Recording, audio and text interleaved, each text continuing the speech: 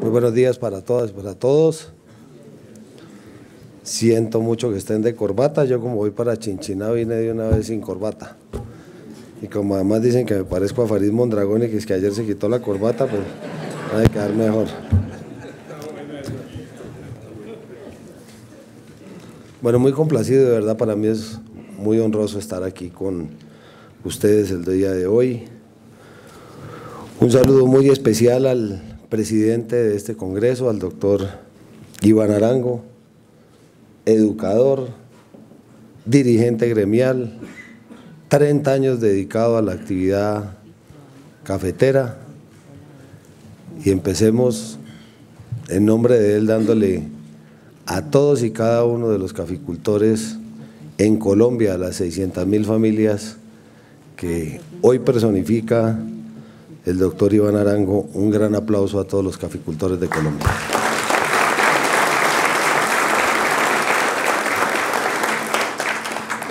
Al doctor Luis Genaro Muñoz, gerente de la Federación de Cafeteros.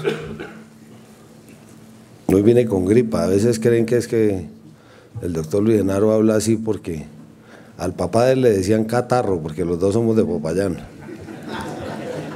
Entonces hoy, como para estar en familia, vine con gripa para que hablemos parecido, doctor Luis Genaro.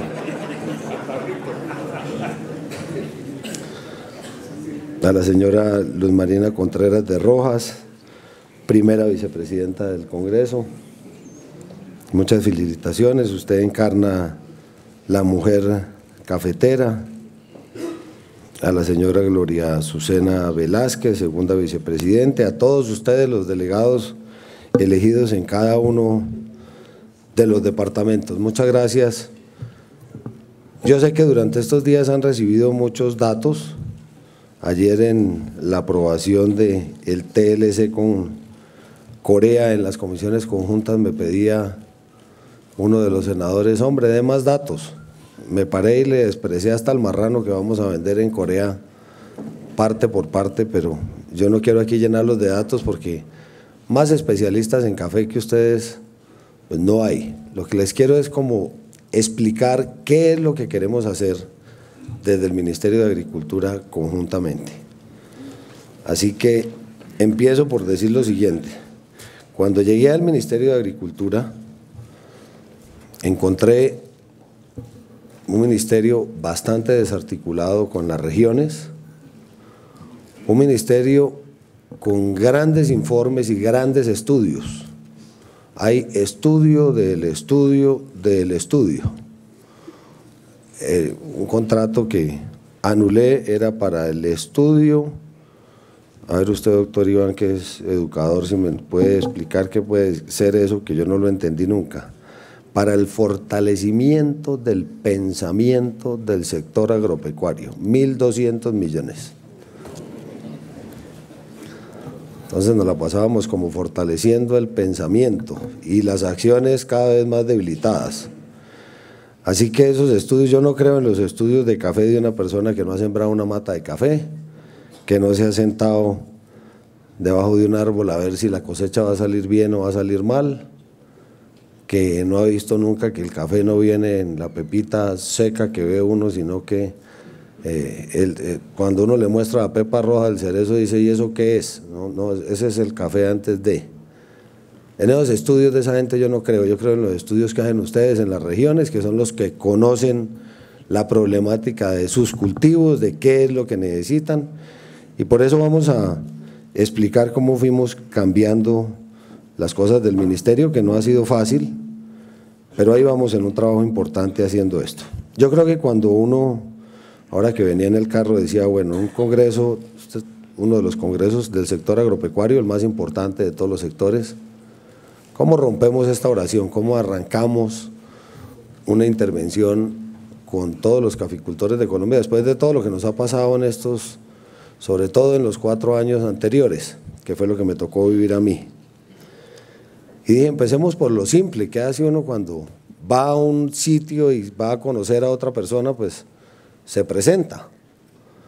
Entonces yo les quiero contar, para iniciar, quién soy yo, qué pienso como ministro del sector caficultor y qué pienso que representan ustedes para el país.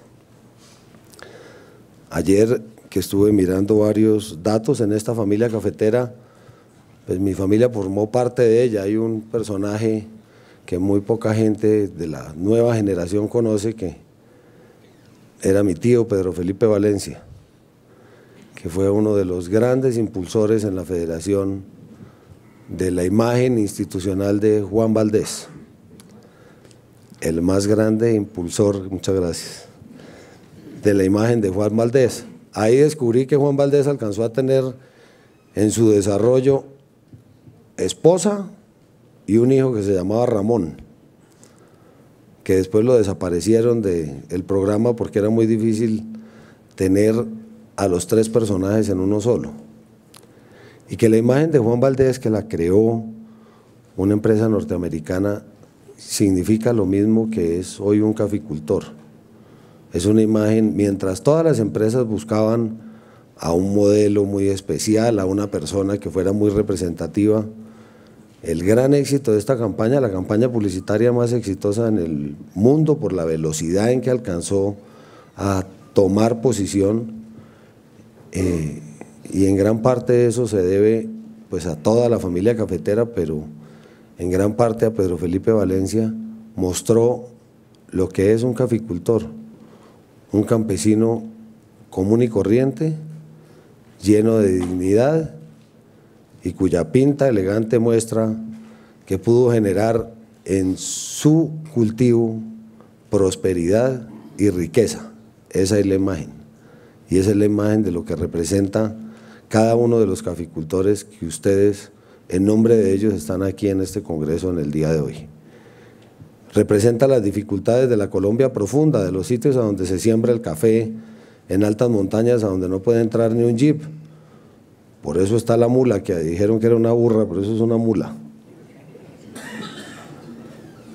Y están el producto, el café, 2 sacos de café que en esa época significaban 346 árboles cosechados para sacar esos 2 sacos de café que figuran en esa mula. Yo no sé, Luis Genaro, hoy cuántos árboles hay que cosechar, o ustedes que saben, para poder llenar 2 sacos de café.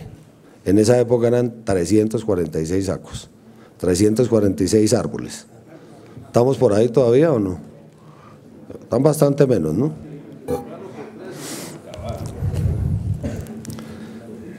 Bueno, a mí la vida me dio la oportunidad en Popayán. Yo nací en una… ¿Dónde están los del Cauca que no los he visto?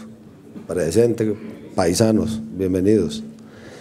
Yo nací en el departamento del Cauca, tuve la oportunidad de compartir como niño en una mesa muy particular que había en mi casa. Nosotros tratábamos una vez a la semana de almorzar juntos. En esa mesa se sentaban Guillermo León Valencia, azul de moetileno, conservador puro, expresidente de la República. ¿A dónde está Risaralda y Quindío? En esa época esos departamentos no existían, cuando él era presidente. Y dijo, si crean el comité cafetero del Quindío, les creo el departamento. O sea que, para que ustedes sepan, primero nació el comité departamental del Quindío y después nació el departamento del Quindío, creado por Guillermo León Valencia, mi abuelo. Y después nació el departamento de Risaralda, o al tiempo, después de la reorganización de lo que hoy es el eje cafetero. O sea que el Quindío, la condición para que se volviera departamento fue crear primero ese comité. Ese hombre estaba en esa mesa donde almorzábamos juntos. Al lado de él estaba su hermana Josefina Valencia, que era o fue de la ANAPO la primera mujer gran promotora de las libertades de la mujer y de la participación política de la mujer. Fue la primera mujer ministra del país y la primera mujer gobernadora de Colombia, de la ANAPO, totalmente contraria a su hermano Guillermo León. En la otra esquina estaba Álvaro Pío Valencia, creador del MOIR, el partido Eso era un sancocho muy bravaza, ¿sí o no? Este hombre tenía pensamientos de izquierda. Él heredó de su padre la módica suma de 20.000 hectáreas de tierra y como era comunista, no como los de ahora que es puro discurso, no era comunista de verdad, entonces cogió las 20.000 hectáreas, hizo una reforma agraria él solo y se la repartió a los campesinos. Cogió todos sus bienes y se los regaló a la gente pobre y vivió cuidando las cenizas de su padre en el Museo Valencia en un cuarto con sus únicas dos pertenencias, don Iván, que eran sus libros y su cama. Ese era el comunismo de verdad de quienes aplicaban el comunismo en esa época. Hoy me gusta verlos con corbata de 2 millones de pesos, en carro blindado, Rolex, pero hablan de principios que son totalmente distintos, algunos de ellos, a los que se la pasan predicando. Esa mesa me dio la oportunidad de aceptar y entender, ahí también estaba mi padre Aurelio Iragorri Ormaza, liberal rojo del todo, le consta.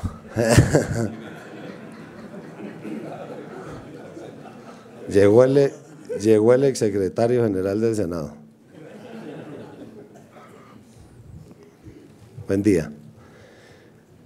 Entonces ahí aprendí que uno puede tener posiciones disímiles, que aquí lo importante no es el unanimismo. Ayer estaba el ambiente un poco tenso, que los 15, los 5, que son 45, que son 32.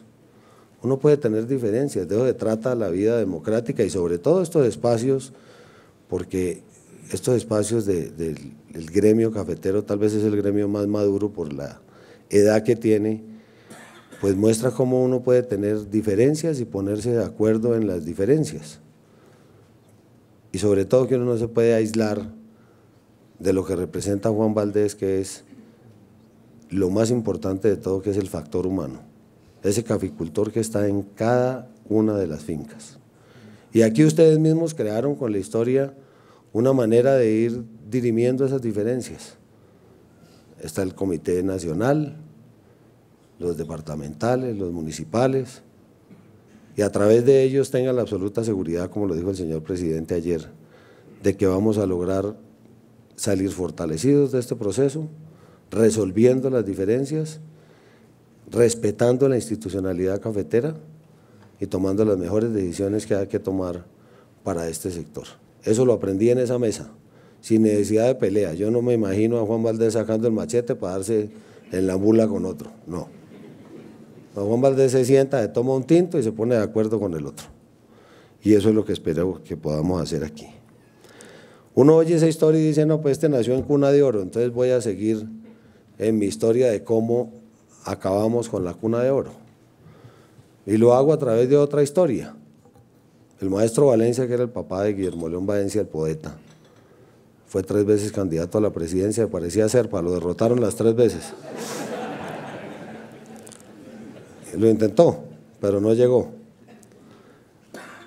Y una vez iba a visitar a una señora muy distinguida en Popayán, que se llamaba la señora Natalia, y llegó a la casa. Esas casas de Popayán eran muy grandes, de 2 pisos, y desde el segundo piso con una cuerda le abrían a uno la puerta, porque quedaba muy lejos la puerta del sitio de abrir. En muchos de los departamentos de ustedes, en las ciudades antiguas, hay todavía esas casas.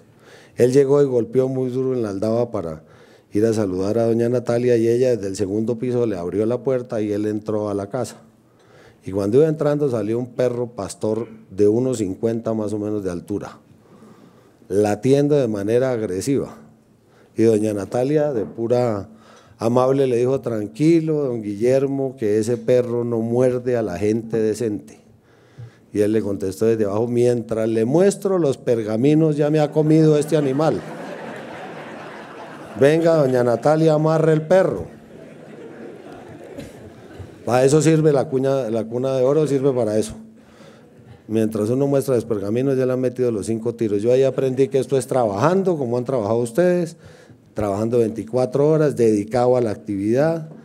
El esfuerzo y el mérito puro es lo único que logra que uno sea exitoso en sus actividades profesionales y los pergaminos están bien colgados en la casa. En los temas de seguridad, cuando yo tenía 13 años estábamos acostados, yo tengo 3 hermanas en Popayán, cuando de pronto toda la familia no alcanzamos a tener, como dijo el presidente ayer, la bomba atómica no alcanzó a hacer, pero sí la bomba fue dura. Nos pusieron una bomba, la guerrilla voló la casa en 1000 pedazos, todos volamos en las camas y volvimos a caer. Y mi mamá en ese momento nos recogió a los 3 hermanos, nos montó en una camioneta Renault 12 Break, se vino manejando hasta Bogotá y ahí salimos en ese momento de Popayán. Si no hubiera sido por la camioneta Renault 12 Break, clasifico de desplazado.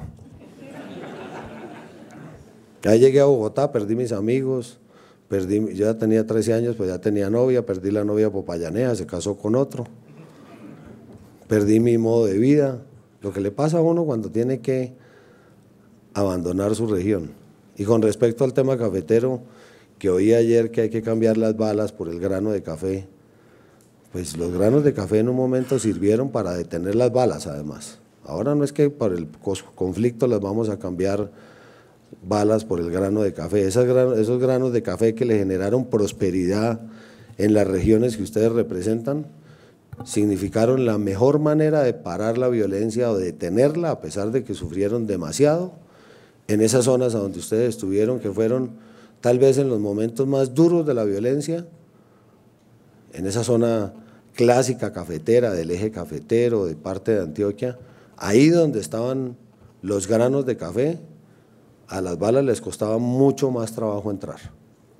Y eso muestra que fueron muy importantes en el conflicto que hemos vivido y que van a ser más importantes aún en el posconflicto. La Federación de Cafeteros para mí es pues, el gremio agrícola más importante de este país.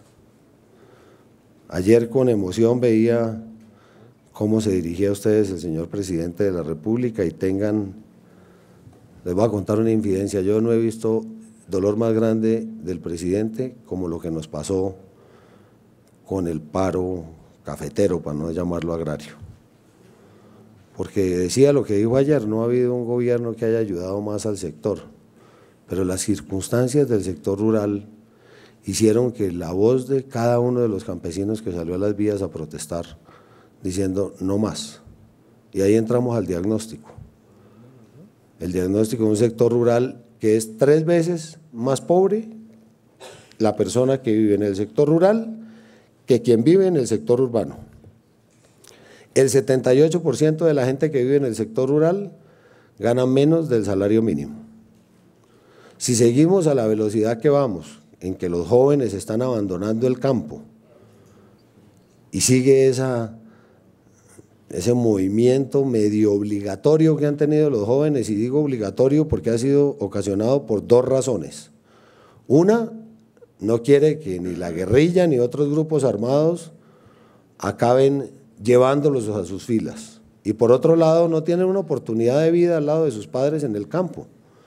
Si seguimos a la velocidad que va ese retiro de la gente joven del campo, en el 2020 el incremento de la población mayor de 60 años será aproximadamente del 47%, lo que querría decir que se nos envejeció el campo.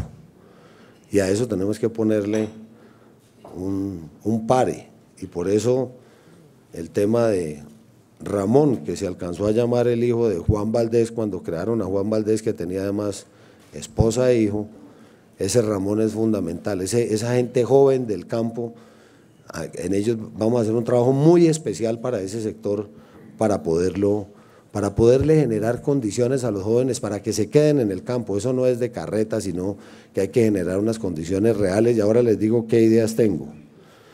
Y pensando en la esposa de Juan Valdés, viene el tema de lo que significa la mujer en el campo. Nosotros hemos tomado una decisión en el Ministerio de Agricultura, y es que todos los programas del Ministerio, todos sin excepción, me refiero a titulación de tierras, a vivienda rural gratuita, a mejoramiento de vivienda, a formalización de predios, a becas, etcétera, etcétera, mínimo van a beneficiar, y es una condición que la vamos a establecer por departamento para poderla tener bastante controlada. Tiene que beneficiar en un mínimo a un 30% en favor de la mujer, mínimo. Mínimo quiere decir que puede llegar al 50%, es decir, que el 50% de las casas gratuitas se le van a entregar a la mujer rural. Porque si hay una deuda histórica de Colombia con los campesinos, que lógicamente existe, pues esa deuda con la mujer rural es mucho más grande que con los hombres. A la mujer le ha tocado, mientras el otro se va a jornalear, la señora le hizo el desayuno, le entregó el vianda para el almuerzo, estuvo pendiente de que los niños salieran al colegio, cosechó la huerta, ordeñó la vaca, esperó a que el otro llegara. El fin de semana toca esperarlo, ojalá no lleguen muy borrachos, y ya pagaron la cosecha de café, entonces salió a festejar un rato y entonces toca lidiarlo cuando llega a la casa. Esa mujer rural ha sido, sin mujer rural, este país, mejor dicho, sería una selva. Así que vamos a compensar a esa mujer rural en Colombia, dándole como mínimo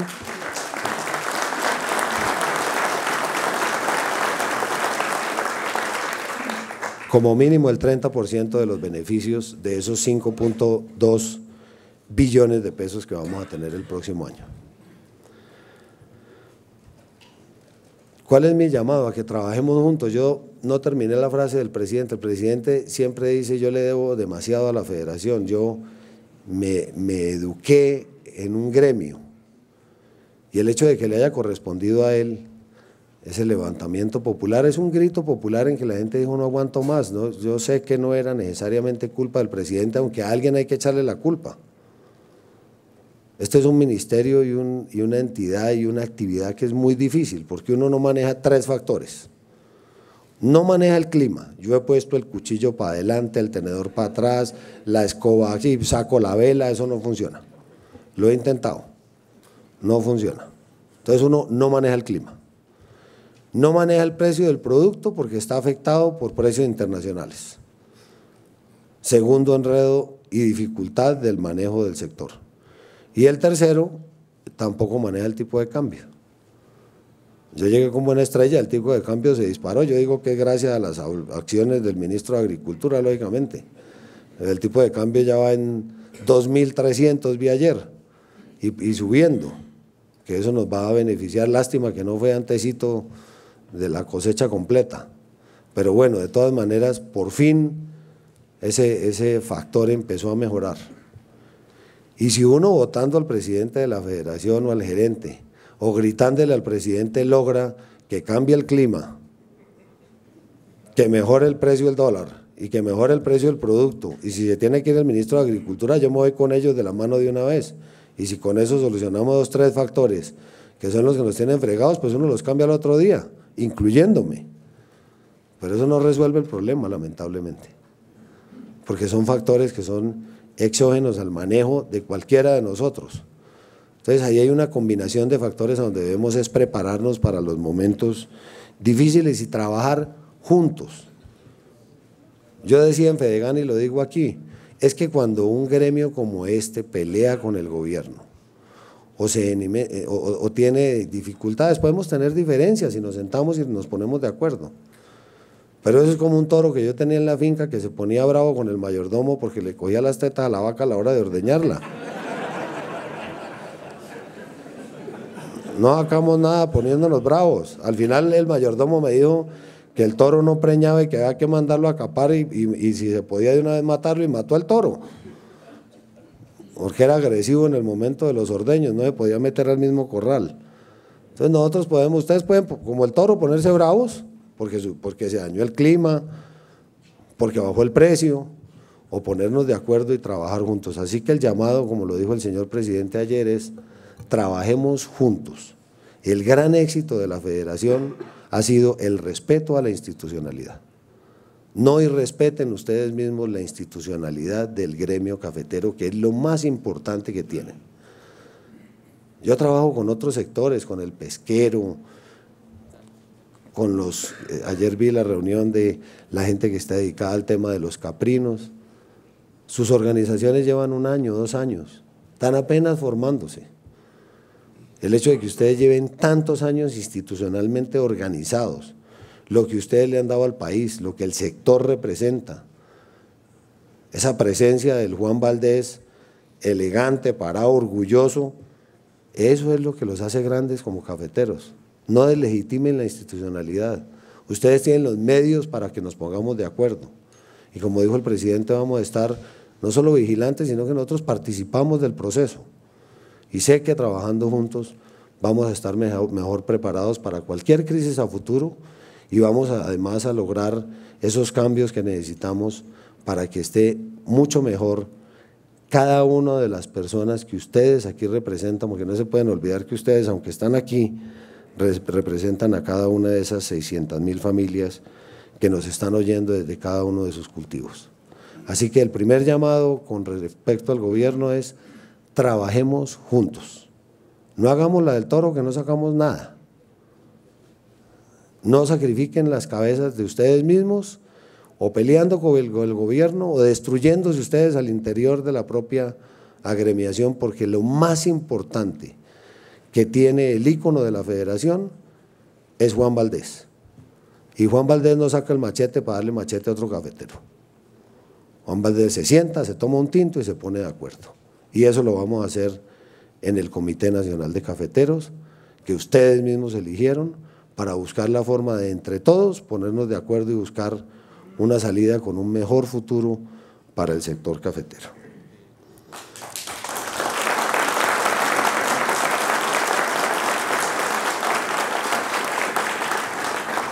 Paso ahora a hacer un análisis crítico, y el análisis crítico no es para el sector, sino para el ministerio. No ha sido fácil, me ha costado trabajo. Nunca pensé que era fácil. Es más difícil el Ministerio del Interior.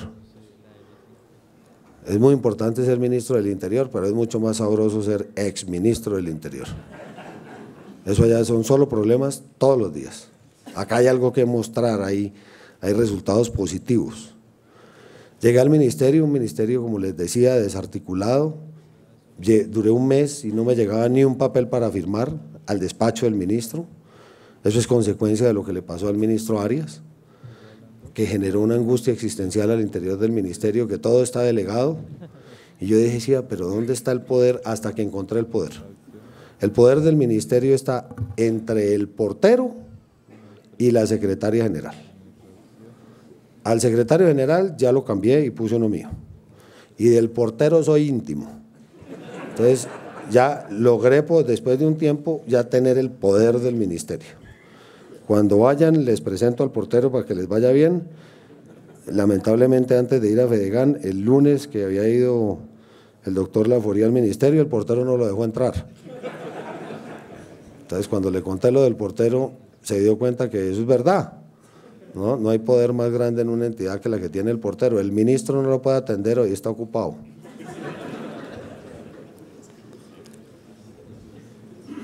Ya les conté el tema de los estudios, no más estudios. Lo nuevo en el Ministerio de Agricultura es hacer las cosas. Y yo las puedo hacer de 2 maneras. Yo no soy caficultor, yo he cosechado café en uno de mis trabajos de niño, de esos ilegales, el niño no puede trabajar. No, en mi casa era el niño tiene que trabajar para que aprenda que esto es dándole. Fue recoger café en una finca ahí, los del Cauca, que se llama La Molle, que queda al lado de Julumito.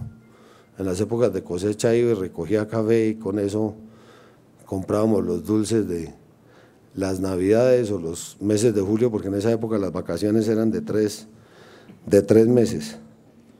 Ya cuando crecí un poquito ya no era dulce, sino guarapo, que vendían ahí en Julumito, que era bueno, no sé si todavía lo venden. Totalmente desarticulados. Es un ministerio que no, las decisiones las puede tomar uno en el frío de Bogotá, detrás de un escritorio. Digo, la caficultura en Caldas necesita tal cosa. Y se asignan los recursos, se asignan además por convocatoria. Entonces la convocatoria se demoraba 9 meses, empezaba en enero. En febrero ya estaba torcida. De ahí para allá, mientras la adjudican, era septiembre. En octubre estaba firmando uno el contrato y en noviembre se acabó el año. Me tocó devolver casi 1 billón de pesos no ejecutados de este año. Porque con ese sistema, todo por convocatoria, me quedaban 2 opciones: tomar el riesgo y cambiar los recursos de destinación, se llama peculado. Entonces me toca ir a la pijama rayas y dije, no, yo prefiero devolverle los recursos a Hacienda y organizar esto para que el próximo año funcione como debe funcionar. Así que terminamos varias cosas. Primero, las decisiones se toman. Hoy voy a ir al departamento de Caldas, ¿a dónde está? Hoy voy para la sede de Cenicafé para armar el plan departamental de Caldas para el próximo año. ¿En qué consiste este programa que se llama PARES? Ya estuve en varios departamentos, voy a pasar por todos los departamentos de Colombia. Como las decisiones no se toman aquí, entonces se toman es en las regiones. Hoy vamos a ir a Caldas. Yo espero que todos los sectores, incluido el cafetero, me presenten proyectos en las regiones. ¿Qué necesita la caficultura en Caldas?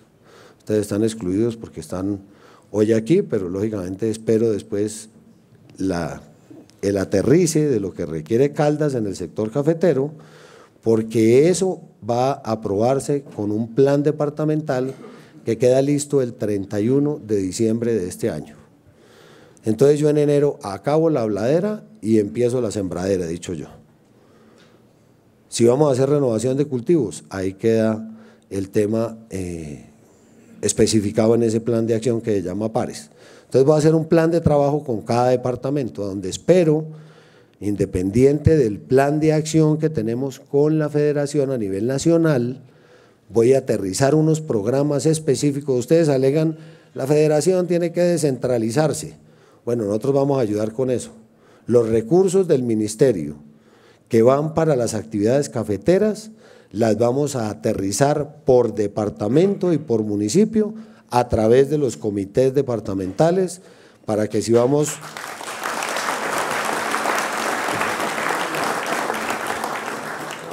Y ahí priorizo las actividades. Pero lo bueno no es solo priorizarlas, sino que después viene la ejecución de los proyectos. Yo no voy a poner un funcionario de Bogotá a mandarlo al departamento del Cauca a que vaya a ver el café en el tambo, porque primero no sabe dónde es el tambo, segundo es alérgico al pasto, tercero no llega hasta el tambo. Uno cuando va a ir al tambo, yo llamo al alcalde y le digo, alcalde, voy a ir al tambo, hay guerrilla, y me dice, se consigue, doctor. No, un tipo desde acá no llega. Entonces, si vamos a hacer el trabajo de los extensionistas, por ejemplo, así se llaman en la federación, no extensionistas. Entonces vamos a ver el trabajo de los extensionistas. Luis Genaro no manda suficiente gente, no tenemos suficientes extensionistas para el sector cafetero. ¿Son cuántas fincas cafeteras? 700.000. Entonces nosotros desde el ministerio, uno de los pilares se llama asistencia técnica. Ese pilar lo aterrizamos en el departamento de Caldas, por ejemplo, con un trabajo de unos extensionistas que ustedes no alcanzan a cubrir, pero que con los 5.2 billones del ministerio sí puedo alcanzar a cubrir un poco más. Entonces se asignan los recursos. ¿Quién ejecuta la actividad? ¿Qué es lo importante? Pues el comité, bien sea municipal, departamental, el que ustedes determinen en la región, para que no les dé alergia, para que no les pique el zancudo y toca devolverlos con un avión especial a Bogotá. Entonces ustedes van a priorizar los recursos, ustedes van a ejecutar los recursos en las regiones. ¿Y quién va a hacer la interventoría de las obras? La base, lo que yo llamo, que puede tener distintos nombres: juntas de acción comunal, cooperativas, comités, como les quieran llamar, los de la base. Perro no come perro. Yo estoy seguro que la revisión de los recursos, les pongo un ejemplo: vivienda rural, eso que estamos entregando, que lo va a cambiar todo, porque esa vivienda primero no es digna. En vez de tener, el problema hoy es que la familia vive todos los 10 en el mismo cuarto, y la solución que estamos dando es entregar una casa de 32 o 36 metros cuadrados con 2 cuartos, a donde en uno duerme el papá y la mamá, y en el otro los otros 8. Entonces no, eso organicémonos, hombres aquí, mujeres acá y los papás allá. esas casas van a tener 3 habitaciones. No van a ser de 32 metros, vamos a tomar incluso unos modelos que tiene la Federación, a donde vamos a aceptar materiales que se utilizan en la región. El bareque antisísmico del Cauca es buenísimo, que se utiliza en el Huila y en varias partes de eso, ahí están, uno va al Quindío, a Risaralda, hay casas de 100 años que están todavía con la misma teja de zinc y el mismo bareque de antes. Entonces vamos a aceptar ese tipo de materiales para que las casas puedan ser más grandes, tengan 3 habitaciones, tengan al frente un corredor para poner en la costa una mecedora o para poner un asiento para jugar dominó, una cosa decente. ¿Quién va a hacer la vigilancia de la construcción de esas casas? La va a hacer el beneficiario de cada una de las casas.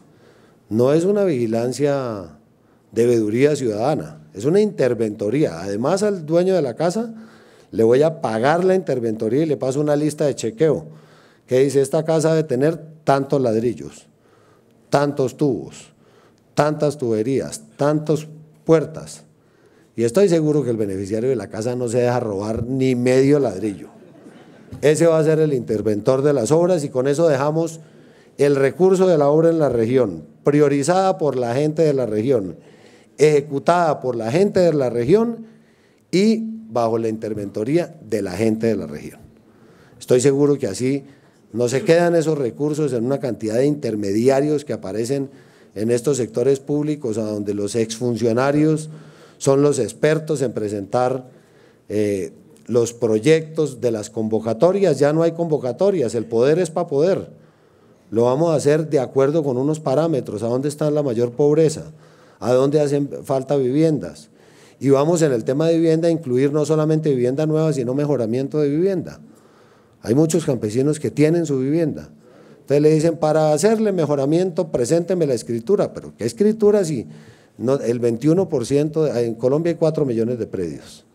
De los 4 millones de predios, solo el 21% tiene título de propiedad. Si yo le exijo de una vez el título de propiedad para arreglarle la casa, pues nunca le va a poder arreglar la casa. Entonces vamos a aceptar la posesión, que es el 59% de los predios de Colombia tienen solo posesión y el resto son solo tenencia. Entonces con eso cumplimos con la gente de posesión y con todos los que tienen propiedad, que es, ahí ya cumplimos más del 75% de los predios rurales. Y esos recursos que son limitados, aunque son los más grandes, todo en agricultura es lo más grande en la historia en recursos. Pues sí, lo más grande, pero es que con los 5 billones hacemos algo, pero tampoco es que con eso solucionemos el problema. Pero es que con 1 billón se hacía menos. Entonces se necesitaba la voluntad política, a pesar de las dificultades financieras, de alguien como el presidente Santos, que tomara la decisión: bueno, vamos a meterle al agro en serio y vamos a resolver este tema, y por eso se multiplicó el presupuesto por 5. No todo con el sector cafetero. Ayer el reconocimiento que le hicieron al presidente fue importante. Ahí realmente son 7 billones de pesos entre créditos, PIC, 7 billones de pesos en estos 4 años que ya pasaron. ¿Que nos sirvieron para qué? Para pasar el momento más difícil. Don Iván, cuando hablaron del PIC, me dijo: si no, estaríamos quebrados todos. Y tiene toda la razón. Si no hubiera sido por el PIC, el sector se revienta porque no aguantaba más. Entonces, los 7 billones que se invirtieron sirvieron para varias cosas. Créditos con ICR para renovación, una noticia para la Federación para esos temas del ICR. En la última parte, en estos 3 meses, no hemos tenido recursos del ICR, para que ustedes le digan a la gente en sus regiones, pero mucha gente se presentó y clasificó en el crédito.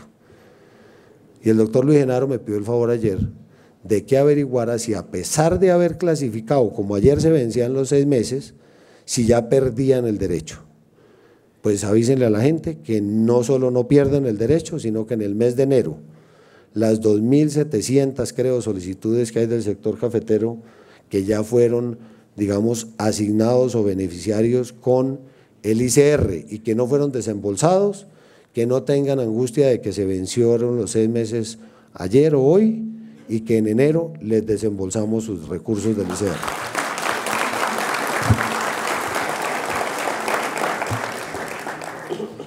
Hablando de crédito, el Banco Agrario. Uno llega al Banco Agrario, toca aguantarse primero una cola que da la vuelta a la manzana. Están pagando familias en acción, mamás en acción, hijos en acción, todo lo en acción. Entonces toca la cola de la hora entera. Se aguanta uno la cola. Eso le pasa al campesino. Finalmente llega donde el cajero, que es una cajera que tiene muy buena recomendación política, le importa 5 a una parte de ellas, trabajar y prestar un buen servicio, y con la cola que ya le tocó atender ya está de mal genio. Entonces el campesino le dice, mire, yo quiero renovar unas maticas de café que tengo, ¿qué créditos tiene para poder hacer eso? Y arrancan con las siglas. Tenemos LEC, FONSA, ICR. El tipo le dice, un momentico, yo hasta la casa y averiguo. ¿Por qué no puede haber en el Banco Agrario unas líneas de crédito que digan crédito para café, crédito para cacao, crédito para vaca? Pues el próximo sábado vamos a lanzar unas líneas de crédito que van de acuerdo al ciclo de cada uno de los productos que uno va a sembrar. Porque uno pide un crédito, si está de buena del campesino y finalmente entendió que va a sacar un crédito para comprar una vaca o para renovar el cultivo de café, entonces le dicen, listo, ya le desembolso, se demora 6 meses mientras piensan en el banco. Después de los 6 meses le desembolsan y cuando uno recibe la consignación le falta un pedazo y vaya alega. No, es que ya le descontamos los intereses. Como si la mata de café que uno iba a sembrar ya empezó a dar el café. Entonces no vamos a acomodar esas líneas de crédito a los ciclos productivos de cada uno de los cultivos. Entonces no pueden cobrar ni intereses ni capital mientras el palo empieza a dar los frutos.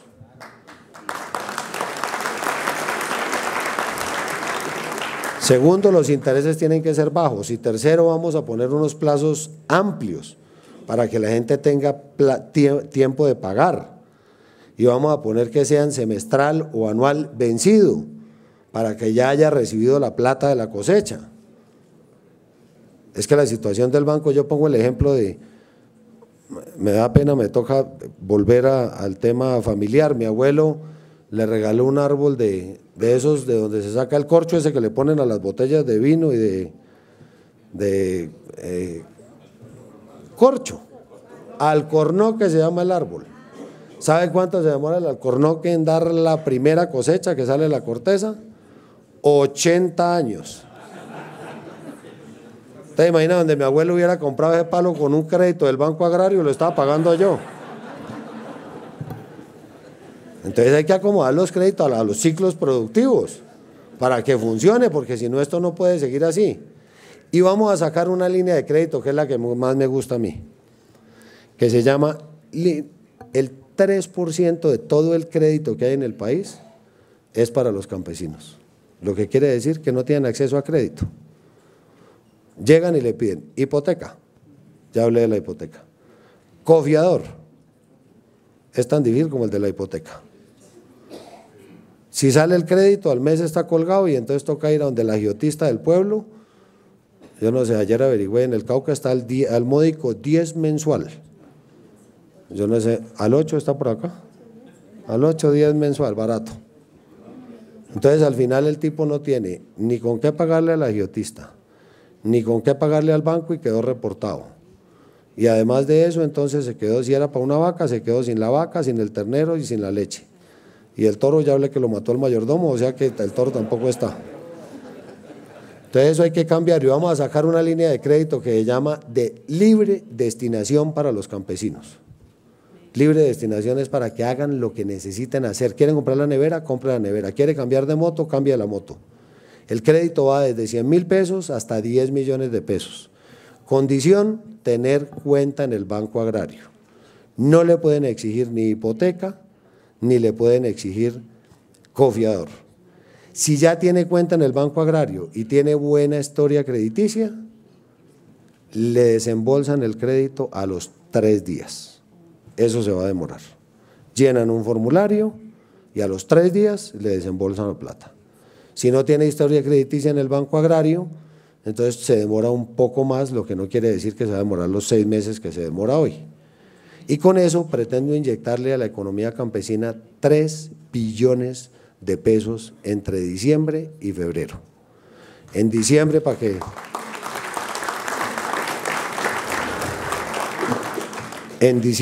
se la gasten y los otros pues tomarán el crédito en enero para pagar las deudas de diciembre.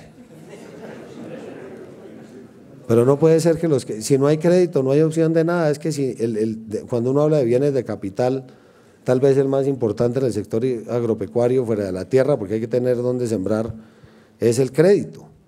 Sin crédito no hay manera de mejorar, de invertir, de hacer absolutamente nada. Entonces en ese tema vamos a reforzar todo este proceso. Aquí me están pidiendo la palabra, ahora se la doy al departamento del Huila, que me va a preguntar lo siguiente: ¿y FONSA cómo va?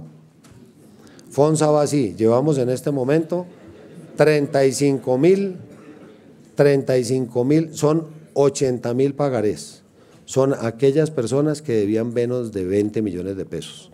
Los refinanciamos así, 4 años muertos, a partir del año 5 empiezan a pagar. Estas son deudas que venían colgadas y pagan entre el año 5 y el año 10. Son 80.000 pagarés. En Colombia hay 16 entidades financieras. De esas solo 5 manejan más de 50.000 pagarés. O sea que la operación del FONSA es más grande que los bancos grandes. Llevamos 35.000 pagarés, es decir, 35.000 campesinos refinanciados. La meta es llegar a 80.000. No se vence en diciembre, segunda pregunta que me iba a hacer. Pueden seguir trabajando después de diciembre para refinanciar la deuda. La meta es 80.000. De esos 80.000, 10.000 están en la banca privada. Los 70.000 que están en el Banco Agrario, hasta que no refinanciemos. Hay unos que no han querido, que dicen, no, yo vengo al día y sigo pagando como voy, a pesar de que tengo una deuda de menos de 20. Pero hasta que no refinanciemos al último de estos deudores no vamos a estar tranquilos. Esos son 80.000 pagarés. Pero entonces después me pidieron, no, y el FONSA para los que no están en el FONSA. Porque esto es como con los políticos. No, doctor, hablemos de temas más banales, ahí le traje una bebida. Entonces uno hace el esfuerzo, finalmente pasó todas las pruebas, lo nombraron y el otro día, oiga, doctor, hablemos de temas más banales. No hablemos de eso, no, la semana pasada no hablamos de eso. Entonces aquí era el crédito de los que están colgados, listo, el crédito. Después espere que los que no quedaron en el FONSA. De los que no quedaron en el FONSA, que es su pregunta, ya tengo el decreto listo de la refinanciación, llevamos 300.000 millones refinanciados de gente que estaba colgada. Entonces ustedes nos pueden ayudar mucho en sus departamentos y en los municipios. Avísenle a la gente que tiene créditos en el Banco Agrario y que viene colgada y que necesita actualizar su crédito, es decir, refinanciarlo. Ellos lo conocen es como refinanciar, uno dice actualización de cartera, dice el del banco. No, la refinanciación del crédito la estamos haciendo. Es el que no pueda pagar, yo qué saco con hipotecarle los predios a los campesinos de Colombia. El que no pueda pagar le estamos refinanciando su deuda, en las condiciones en que pueda pagar. Entonces, si ustedes conocen gente o le pueden decir a los comités municipales que manden la gente que viene con problemas de pago al Banco Agrario para que le refinancien la deuda, y las oficinas tienen la obligación de refinanciar la deuda. Ya llevamos 300.000 millones, que es una cifra no despreciable, y vamos a ayudar sin quebrar el banco, porque el banco no es una fundación, es un banco agrario. Lo que pasa es que se volvió muy banco y poco agrario, ahora lo vamos a volver más fomento y menos utilidades. Pueda que sacrifiquemos un poquito, hoy es la segunda empresa después de Ecopetrol en el país en generación de utilidades, un dato muy bueno para el banco, pero muy malo para los pequeños agricultores. Entonces, menos utilidades, más fomento. Todo el sistema de crédito lo vamos a modernizar para que funcione bien. Y en el tema del ICR logramos el mayor presupuesto, vamos a multiplicar por 2,5 los recursos del ICR, que el otro problema es que sale la aprobación del ICR, hace uno la solicitud y cuando ya va a llegar a la final de la cola, como estos 2.500 caficultores, se acabó la plata. Entonces nos van a dar el doble de los recursos que nos han dado hasta hoy. Si quieren, termino el orden para no desordenarme y después les doy la palabra.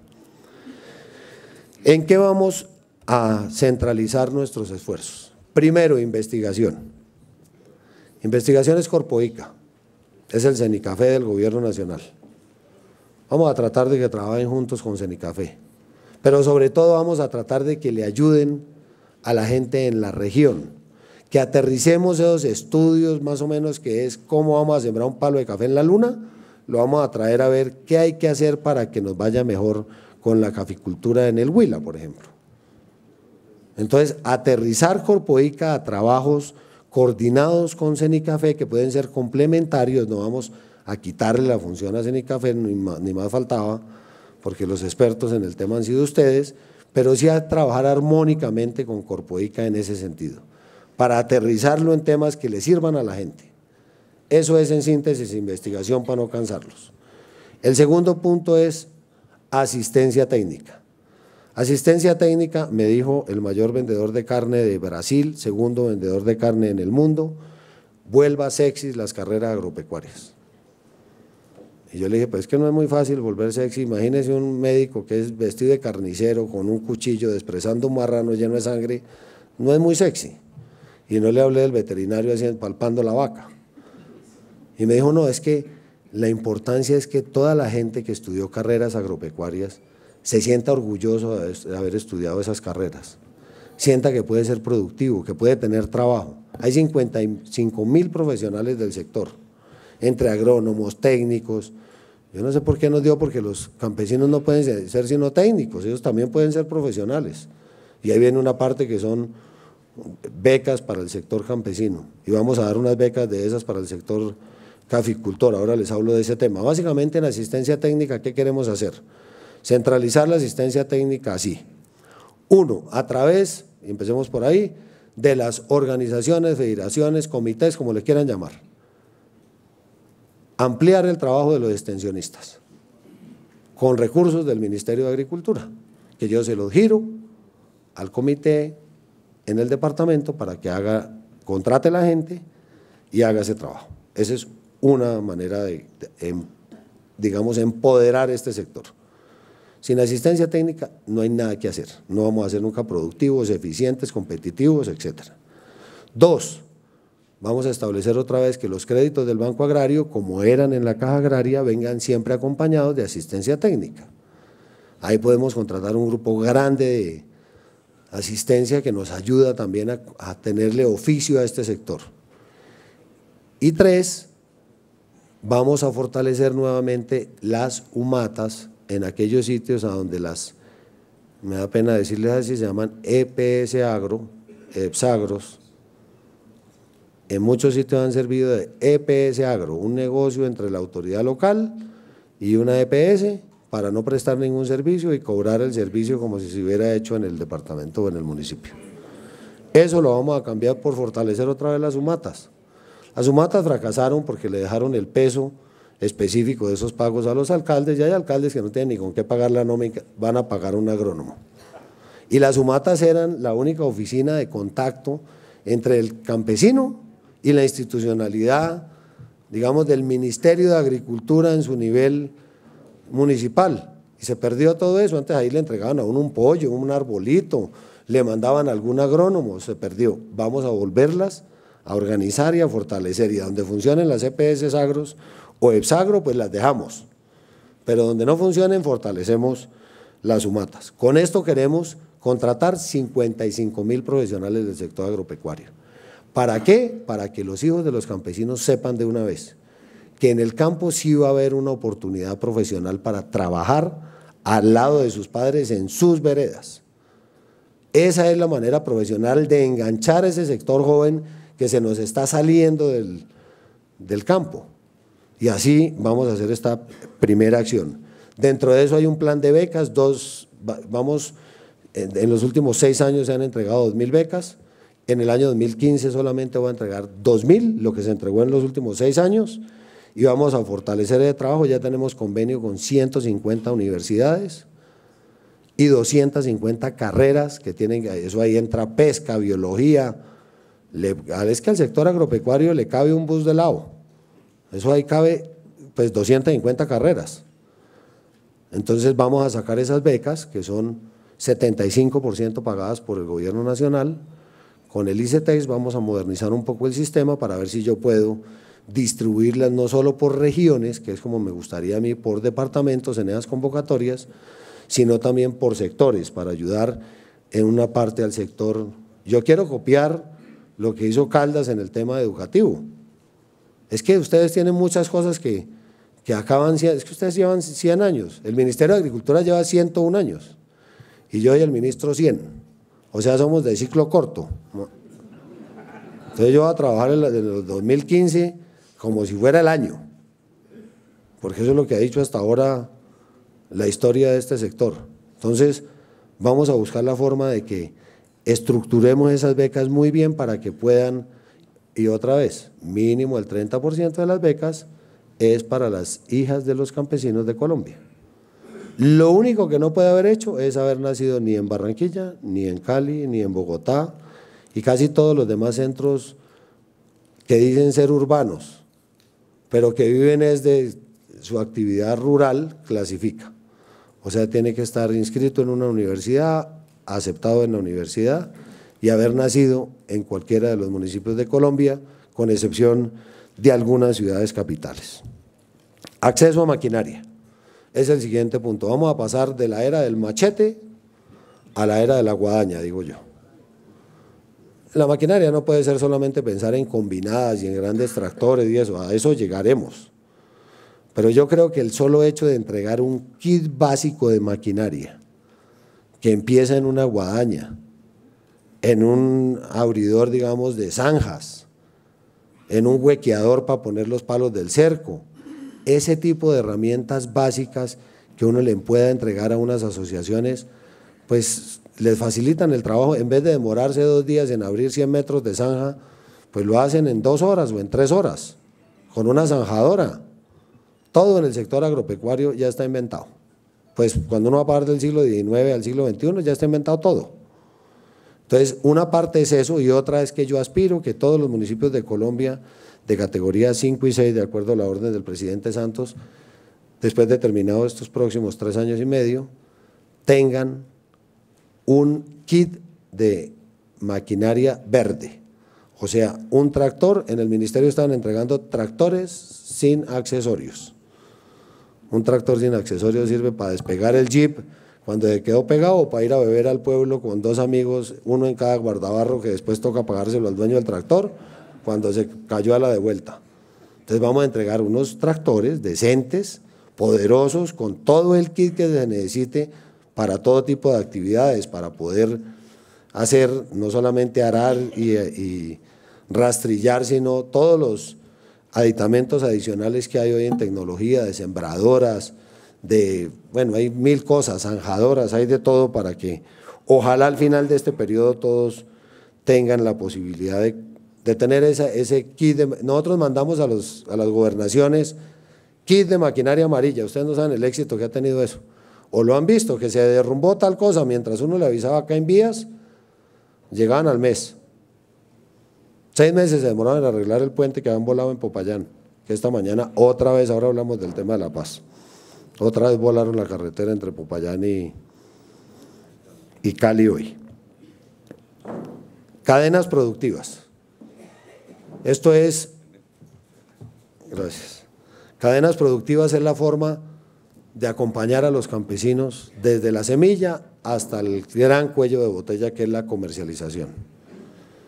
Yo les podría decir sin lugar a equivocarme que ya tengo compradores para todos los productos, me faltan productos, con unas limitaciones que tenemos hoy, que es muy buena la función del ICA en control, muy mala en asistencia para poder realizar buenas prácticas agrícolas, lograr las certificaciones que necesitamos para entrar a los mercados internacionales. Entonces nosotros tenemos gran potencial en muchos productos. Vamos a hacer un gran trabajo para pequeños distritos de riego, no esos monstruos que nos construyeron que los vamos a terminar. O sea, vamos a terminar 3 acciones, los del Tolima, vamos a hacer lo del Triángulo del Tolima. Ayer me dijeron para una reunión la otra semana con las universidades que tienen algunas opciones para terminar el distrito del Triángulo del Tolima. Tesalia Paicol ya me conseguí la plata y ya lo anuncié, ya mañana o pasado mañana cierran el proceso licitatorio y arranca la obra que, como es Convivencias Futuras, tenía que empezar este año. Y la otra es Ranchería, que costó 650.000 millones, quedó muy bien, digamos, la represa o piscina, pero se les olvidó el distrito de riego, que va a valer otros 650.000 millones.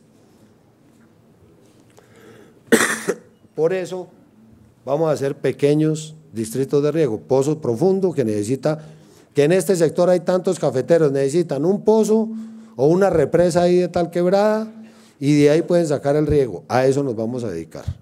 Obras pequeñas que tengan impacto a donde ya esté montada la actividad productiva.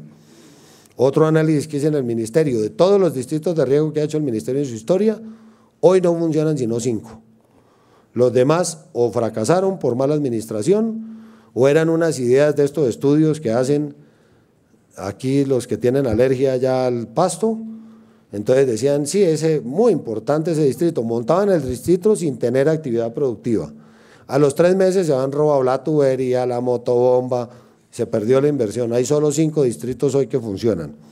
Entonces vamos a cambiar eso por pequeñas inversiones para el tema de agua. Formalización de tierras, ya les dije, vamos a trabajar muy fuertemente con ustedes, que tal vez dentro de las agremiaciones son los que mejor ubicados tienen a cada uno de los predios de los caficultores, y vamos a buscar la forma de formalizar esos predios, de que tengan título de propiedad, gran parte, ojalá alcanzáramos a todos los cafeteros de este país.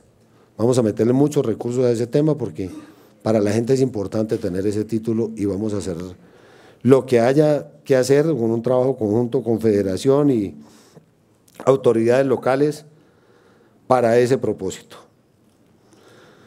Esas son como las líneas generales de acción. En todas ustedes aterrizan, al ir a los departamentos, en todo aterrizan, en los departamentos donde ya estuvimos, Guajira, Magdalena, Cesar, etcétera. Si ya estuvimos, no importa, presenten su proyecto departamental, que el poder es para poder, como ese pedazo lo hago a dedo, entonces digo, esto es de los cafeteros, va aprobado, ¿sí?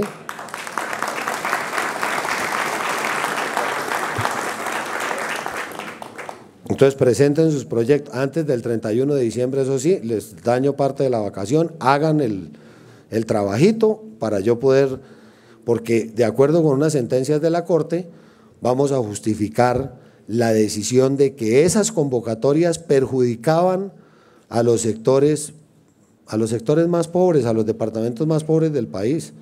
Uno mira las convocatorias de vivienda y los departamentos pobres no se han ganado una sola de las convocatorias en los 4 años. Hace uno convocatorias de proyectos productivos, los departamentos pobres no se han ganado una convocatoria.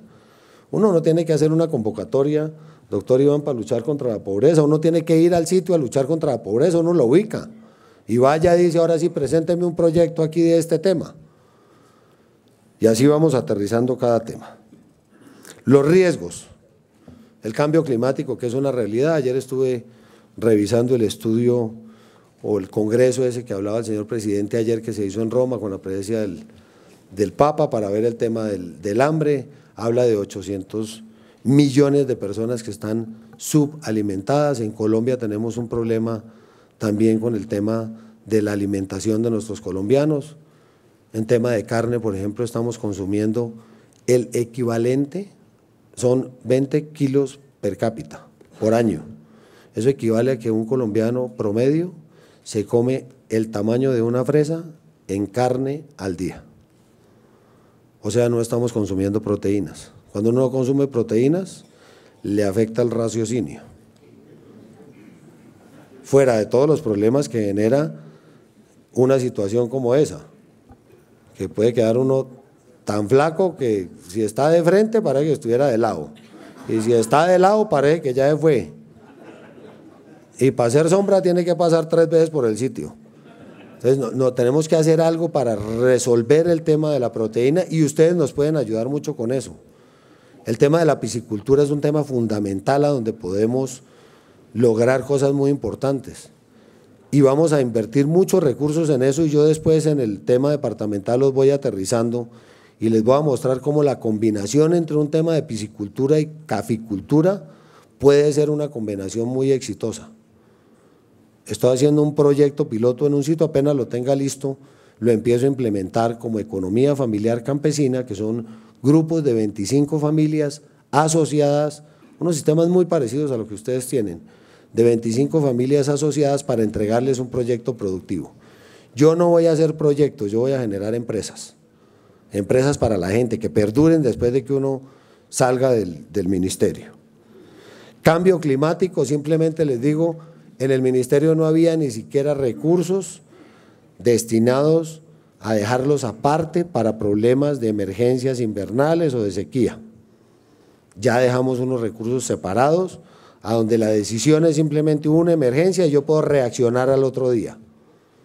Claro que Luis Genaro hay que aportarle algo que con el presidente en la ola invernal lograron unos recursos importantes, de donde salieron una parte sustancial, no toda, porque gran parte la hicieron los cafeteros, para la renovación de los cultivos. Esa renovación de 80.000 hectáreas años, ¿qué son? 600.000 en total. Llevamos 600.000 ya, pero más o menos el ritmo que debemos mantener es entre 80 y 100, que vamos a tratar de seguirlo manteniendo. 80 y 100 nuevos. Un árbol viejo de café no da sino angustia, desesperanza. Entonces, y los resultados de la cosecha, que nos llamábamos cada día, ¿cuánto va? Y ya, no, 10 millones de sacos y emocionados. Y suba, ya van 10.500. Y ya cuando se empezó a subir el dólar, me empezó a llamar él, deja ese dólar que suba solo, que va bien. Que siga subiendo, que va mejor. Entonces, 12 millones de sacos no es la cantidad más grande de café, porque sé que hubo un año excepcional de 18 millones de sacos. Pero ustedes saben que íbamos para 5 millones de sacos en vez de 12. Si no hacemos el trabajo que sí son estos 4 años. Entonces es un resultado muy importante y además eso reflejó el movimiento económico van a ser 6 billones de pesos más o menos, lo que va a generar al final del año esta actividad, entre 5.5 y 6. Ese sí es el movimiento económico más grande del sector cafetero en su historia. Y eso, pues no es, la gente dice bonanza, no, eso no es ninguna bonanza, eso nos sirve para pagar las deudas que veníamos de los 4 años de reviente que tuvimos anteriores. Ojalá les quede algo y ojalá aprendamos de esta situación para ahorrar para los tiempos difíciles. El tema del contrabando vamos a seguirlo combatiendo muy duro. Yo creo que el contrabando es el karma más grande y la plaga más grande que tiene la agricultura en Colombia. En el tema cafetero también afecta, pero menos, pero afecta. Y digamos que cuando pagamos el PIC se notó.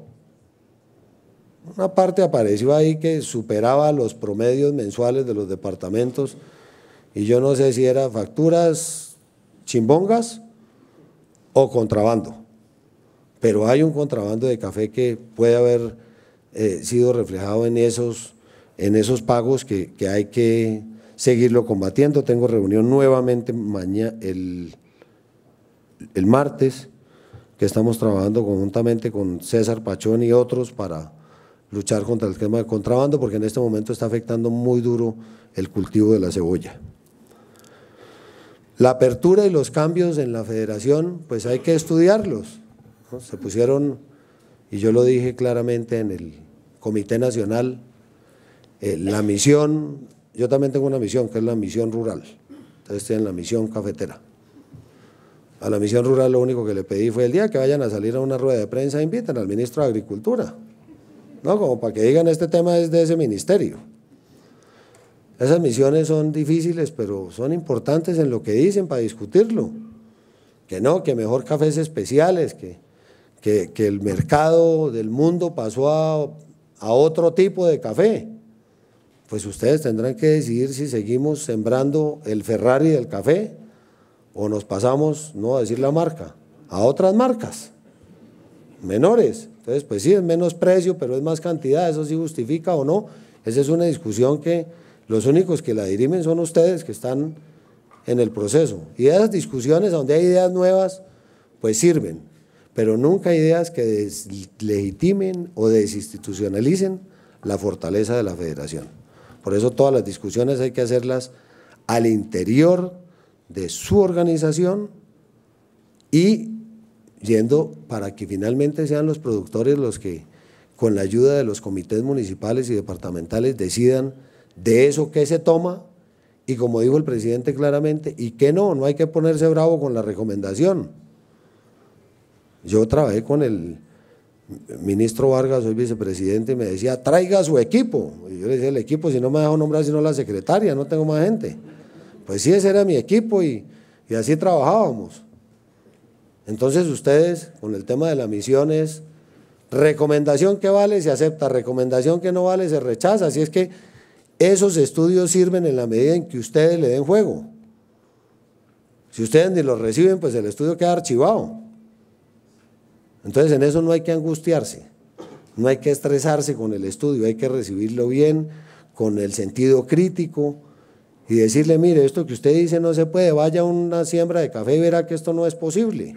O esto sí se puede, venga a ver si esto es una buena idea. ¿Nos salimos del Ferrari o no nos salimos? ¿O nos salimos en parte? ¿Abrimos el tema de exportaciones o no lo abrimos? Esos son temas que habrá que discutir y mi mensaje, como lo dije en el Comité Nacional, con respecto a la misión es, ese es un estudio hecho con buena voluntad, puede haber tenido problemas de manejo mediático, pero lo único que hay que hacer es recibirlo con la misma buena voluntad, analizarlo de manera supercrítica, lo que sirva y lo que no sirva, como los estudios para el fortalecimiento del pensamiento, se archivan, ¿no?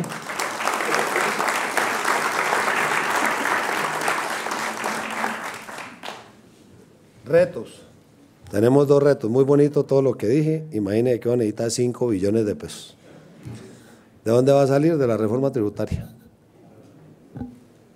Pues sí, que no más impuestos. La reforma tributaria tiene lo siguiente, en el pedazo que nos ocupa el sector agropecuario. Vamos a mantener el 4 por mil que se acaba en diciembre. El 4 por mil son los 5.5 billones. Yo sé que a la gente le molesta la reforma, que uno quiere, todos ponen, decía Mocus, pero hay unos que en esta no ponen todos. Ponen 35.000 personas nomás, que son los que tienen más de 1.000 millones de pesos. El resto no pone nada. Pero si les gustó lo que les hablé, que vamos a hacer con cada comité, etcétera, etcétera, necesitamos que nos aprueben el 4 por mil de la reforma tributaria. Si no lo aprueban, pues lo que viene es, en vez de una ampliación, un recorte del presupuesto de todo el mundo. Se necesitan esos recursos, es simplemente ampliar el 4 por mil que se iba a terminar. Además ustedes son muy manejadores de efectivo, yo sé. Entonces el 4 por mil, la federación, verdad que bancarizó a todo el mundo, ¿no? Ahí va el 4 por mil, ahí está parte de los recursos que vamos a utilizar.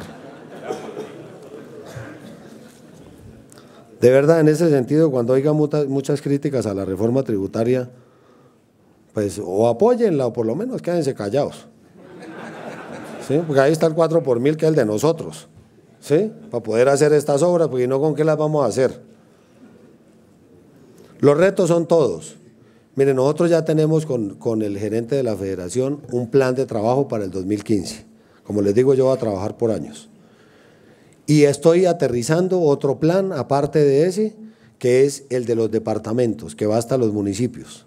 Ahí está la descentralización, los recursos que van a llegar a los comités, ahí lo vamos a desarrollar en cada departamento. Y tengan la seguridad de que en ese trabajo ustedes, siendo lo que son y lo que representan, pues van a tener esos recursos que además pueden ser mucho más grandes que lo del PIC. Ahí me alegan, no, que es que el PIC cafetero que era para los... El PIC, que era una diferenciación en el precio, estuvo, ya fue y se utilizó y se pagó. Lo que sobró, pues ya no era, es que uno en el sector público la plata que sobra se devuelve porque eso es una misma bolsa para todos. Sí, del bolsillo mío sale al bolsillo de defensa, entonces lo que sobró se devolvió para efectos de utilizar en las otras actividades que no tenían recursos, pero lo que se necesitó cuando el precio estuvo bajo, se pagó todo. Y yo simplemente creo que lo que vamos a hacer este año próximo, con estas actividades que les he dicho, puede estar incluso por encima de eso. Si a eso le revolvemos agricultura familiar campesina, vivienda rural, mejoramiento de vivienda, actividades de becas, el sistema de créditos especial, más todo lo que se ha dicho de los puntos fundamentales de asistencia, investigación, acceso a maquinaria, etcétera, para el sector cafetero pueden ser más plata de lo que recibió en el PIC. Es más, yo estoy tan seguro de eso que si quiere las cambio por 700 millones fue que sobraron, 700.000, ahí se los dejo si quieren, y no invertimos más, y les va peor, con respecto a lo que vamos a invertir, y después al final del año hacemos la cuenta, y verá que yo tenía razón, porque cuando nos acabe la plata de este año, que yo la voy, como no la voy a ejecutar yo, sino que la van a ejecutar ustedes, entre enero y mayo, yo voy a distribuir, voy a inyectar todos esos recursos en ustedes, en los comités a nivel municipal y departamental, porque después sigue ley de garantías y otros 6 meses parados. Entonces hay que invertir todos los recursos entre enero y mayo y le vamos a pegar un susto a la monotonía que tenía el sector agropecuario en este país. La paz, ayer el presidente habló profundamente de ello. A mí me ha tocado vivir desde niño el tema de la guerra, porque los que nacimos en esos departamentos, casi todos ustedes, pues nos tocó, ni un día en paz. Además vengo de un pariente que entre otras dio de baja a Chispa, Sangre Negra, Desquite. Dirovijo era un patearrastrado al lado de los otros. Eran 10 de esos, y con uno que quedó vivo estamos como estábamos, de menos con los 10 que había. Entonces yo me pongo bravo cada que los veo, que sale que la foto, que están tomando, fumando un tabaco. A mí también me da rabia igual que ustedes. A todos nos da rabia. Pero es que ustedes, ¿qué creen que estamos negociando con angelitos o qué? Estamos negociando con los asesinos más difíciles que ha tenido este país en su historia, que pusieron casi en jaque a Colombia, que ha generado un charco de sangre allá donde ustedes trabajan, que tiene enloquecido al sector rural, que a nuestros campesinos la tierra le ha servido más para acabar sus tumbas que para otra cosa. Si fueran angelitos estábamos haciéndole estatuas y no seguíamos cavando tumbas. Por eso el esfuerzo no es fácil. Y sabemos que tiene un costo político alto para el gobierno nacional, pero el presidente tiene la convicción, y el país votó por esa convicción, de que hay que hacer un gran esfuerzo para ver si logramos firmar la paz, parar este desangre, y solo sáltense ese pedazo. En Popayán me criticaron porque dije que esto era como la morcilla, es el proceso de paz. Es mejor comérsela que ver cómo se prepara.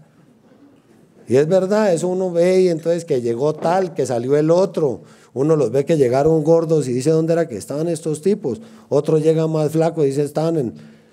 Hay que saltarse de pedazo. Imagínense por un instante a sus departamentos en paz y poderle dejar ese legado a los hijos de ustedes y a los míos. Con eso habrá valido la pena estar en este gobierno. Y sé que el presidente no es bobo, uno no llega a la presidencia 2 veces porque no se da cuenta de las cosas, él se da cuenta de todas las cosas y se da cuenta de las dificultades que van ocurriendo en el proceso. Dejémoslo, que hay gente seria que está trabajando a ver si logramos ese anhelo de todos los colombianos, que es firmar la paz. Ojalá sea posible. Y si no se firma, se devuelven en un avión y se despachan aquí otra vez. Y seguimos en lo que vamos, porque aquí llevamos 56 cabecillas de primer orden dados de baja. Es que a la gente se le olvidó, pero Cano y el Mono hoy se murieron fue en este gobierno. Y Tirofijo también, que se murió al final de un infarto, del susto, de lo que sea, pero se murió. Y 56 más, 56. Eso es lo que hace que estén sentados en La Habana, entre otras cosas. Entonces, las críticas al proceso, claro, hay que tener, yo soy crítico también, pero hay que saber qué estamos negociando y con quién estamos negociando, y ojalá, por el bien del país, ese proceso de paz funcione bien. Y desde aquí un caluroso saludo a todas las fuerzas militares, a los miembros de nuestro ejército, de la policía, que hacen posible, entre otras, que hoy estemos los cafeteros aquí reunidos en este Congreso. Yo creo que eso es prácticamente todo lo que les quiero decir, porque yo puedo arrancar con cifras y nos fuimos de cifras aquí, 12 millones y tanto de saco, 5 billones, 800, tantas hectáreas sembradas, 900.000 personas, 600.000 familias, eso me lo sé de memoria todos. Y no se necesita que se lo repita. Lo único que les digo es, cuando el presidente Santos me nombró, digo que yo estaba cumpliendo un sueño, y es verdad, ¿por qué les voy a decir que no es cierto? Pero ese no es mi sueño, ni es el sueño del presidente Santos, ese es el sueño de todos ustedes que están trabajando en la caficultura colombiana y que tienen la esperanza de que esto mejore. Y tengan la seguridad de que yo, mientras sea el ministro de Agricultura, dedicaré todos los minutos de mi trabajo a que podamos recuperar la esperanza de este cambio, de este campo colombiano. Todos los minutos del día trabajaré sin dejar de pensar en ustedes, que son por los que estoy aquí parado o sentado. Y voy a hacer todo el esfuerzo, porque esto que les acabo de mencionar, que mucha gente además no cree, porque hemos estado en la habladera y no en la sembradera, se va a convertir en realidad. Yo no vine aquí a resolver un problema, sino a darle una nueva esperanza al campo. Y termino como empecé con una historia, con otra historia. Una historia que es interesante porque además es cierta y es en la época del emperador Tiberio en Roma, me fui bastante más atrás. Había un hombre muy bueno en esa época, que por tratar de salvar a un niño que se atravesó en una vía y pasaba un carruaje de caballos, lo salvó, pero el carruaje le pasó por encima y duró muy mal, prácticamente en coma, sin posibilidad de hablar, de ver durante muchos años, y buena persona tenía 2 hijos, uno que era un agricultor y el otro que era un hombre muy importante, llegó a ser incluso un importante miembro del ejército romano, y al papá le tenía una fe a su hijo militar, era el hombre fuerte de la familia, y después de muchos años que se acabó recuperando de su lesión, preguntó por sus 2 hijos, y le dijeron, sí, uno de ellos es muy famoso. Y él dijo, ¿cuál es muy famoso? Mi hijo mayor, el que estaba en el ejército. Y le dijeron, no, él hizo un muy buen trabajo en el ejército, llegó a ser incluso de los altos mandos del ejército romano, pero no, el famoso es el agricultor. Y dijo, ¿por qué? Y entonces resulta que ese agricultor tenía un siervo, un trabajador de su actividad agrícola, y se enfermó ese empleado gravemente, y le dijeron que había un profeta que estaba por ahí y que ese profeta hacía milagros, y a través de un amigo del profeta, este agricultor logró que ese profeta fuera a su casa. Y cuando el profeta llegó a su casa y golpeó en su puerta, y este hombre lo abrió la puerta y lo vio con esos ojos claros y con ese pelo largo, le dijo, Señor, no soy digno de que entres en mi casa, pero una palabra tuya bastará para salvar a mi siervo. Esperemos que la historia determine quién tenía la razón, y esperemos que este proceso de paz culmine bien por el bienestar de todos los caficultores colombianos. Que Dios los ilumine a todos y muchísimas gracias.